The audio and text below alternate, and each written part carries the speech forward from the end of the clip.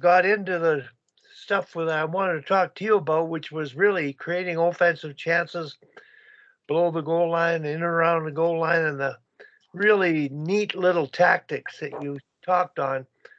Uh, it's some interesting, but Tim playing defense and myself coaching defense, I couldn't think of the offensive extremities of what you were talking about. I just saw breakdowns and people not being able to maintain D side. So, I wouldn't mind talking about that moving forward, and because I really believe the offensive game has taken over in a good way. It's really entertaining, but there's still that line of defensive responsibility and defensive skating. And I use two words.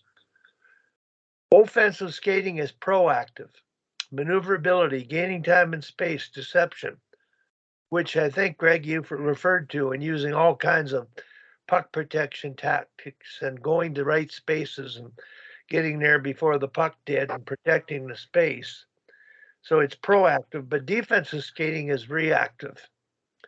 And I've literally spent my lifetime dedicated to that because of the embarrassment we faced playing against the Soviets. So when I watched your stuff, I said it's really good to talk about this, but I'm still scratching my head when I see defensive players in the NHL not play a one-on-one fundamentally correct, even though it's more difficult, Tim, to maintain D side because of the deception and the quick turns are so much quicker and they're getting to space sooner. So, hi, Sammy. Good to see you.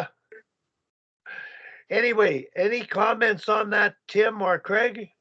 Well, just I guess for starters, I don't know if it's more difficult, Wally, or like you say, there just seems to be a bit of a lack of emphasis on it. There's not a lack of emphasis on defending, I think, and Greg, you can weigh in as well, or anyone, but I think they're putting so much emphasis these days on puck pressure, and with one or two people, second quick, third quick, that, I think the containment piece of defending is, it's largely lost. They just want to sort of go for it and try to turn over the puck and transition.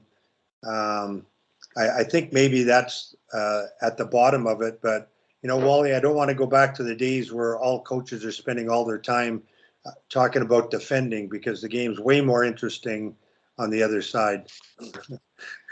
I still think we have some ways to go. I pulled a great clip the other day from Vegas series. Let me see if I can find that. It'll be terrible because I'll just show it on my phone. But basically, there was a breakout that Edmonton had started. See how good I can do this. And the first guy comes up in angles. The second guy slides back and does contain, which I think eventually we're going to get to the point where both guys swing and they're both skating forward. So I'll do it one more time here for you guys. Mm-hmm. Hit the play button. We're looking at the D now. Yeah, look at the team in white. Yeah. So first guy goes, swings. Second guy slides over, but he's still skating backwards with it. Yeah.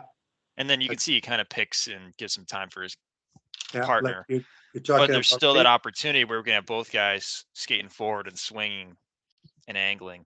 I think the angling, particularly with the weak outside edge of a lot of youth players, is where a lot of these concepts break down, or, every coach says, go, go, go, hard, and then they overplay everything.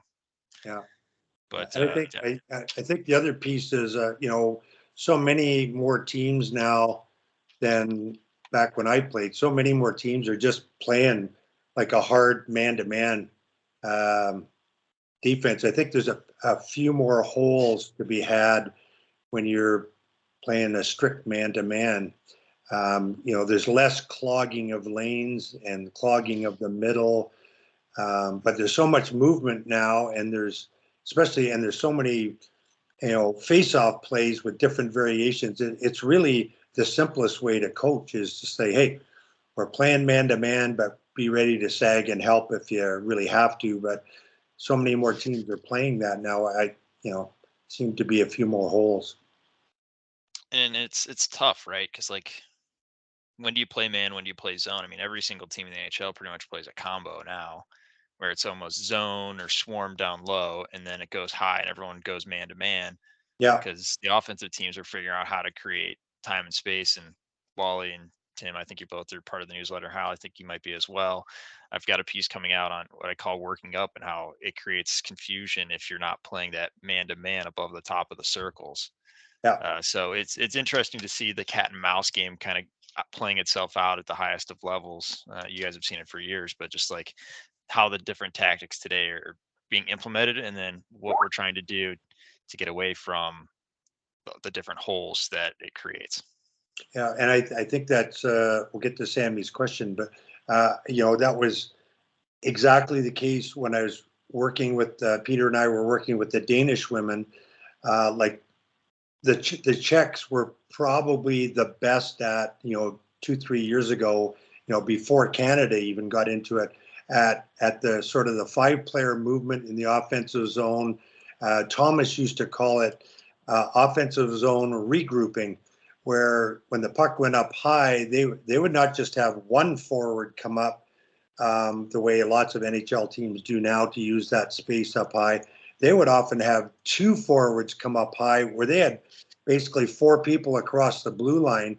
And if you didn't react in basically a man-to-man defensive posture, you gave up way too much time and space and speed to the offense and made them really difficult to play against. So we definitely went to that with the Danes. We didn't go to full man-on-man like you were saying, Greg. It was like more of a combo, sort of a zone or a swarm down low. But when the puck goes past the circle tops, it's definitely man-on-man time, person-on-person for the political correctness, I guess. And it's really the best way to handle that or defend that. And it also, like I said, off face-offs, there's so many face-off plays going on now. If you don't go man-to-man off defensive zone face-offs for sort of the rodeo 5 to 8 seconds, then you're going to give up opportunities. So I love the way the offensive game is kind of really morphed and changed and come